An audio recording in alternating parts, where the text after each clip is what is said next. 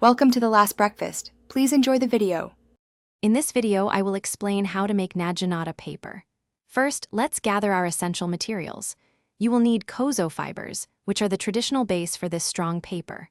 Also, prepare a mold and decal, a pressing board, and a large vat for your pulp.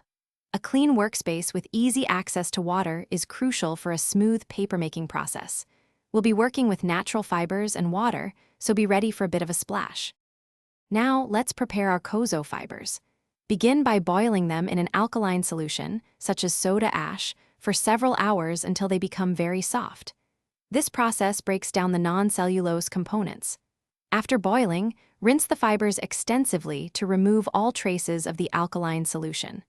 Finally, beat the fibers until they are completely separated and form a consistent pulp, ready for sheet formation. With your pulp ready, it's time to form the paper sheet.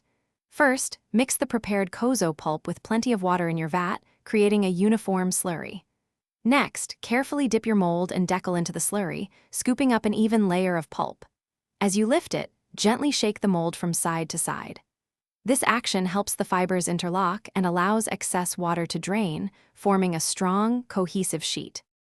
The final steps involve drying and finishing your Naginata paper. After forming the sheet, press it firmly to remove as much water as possible. This helps prevent warping during drying. Then, carefully transfer the damp sheet onto a smooth, non-stick surface, like a drying board or screen. Allow the paper to air dry completely and naturally. Once dry, you'll have a beautiful, durable sheet of handmade Naginata paper, ready for use. Thanks for watching. If this was helpful, leave a like and consider subscribing. See you next time.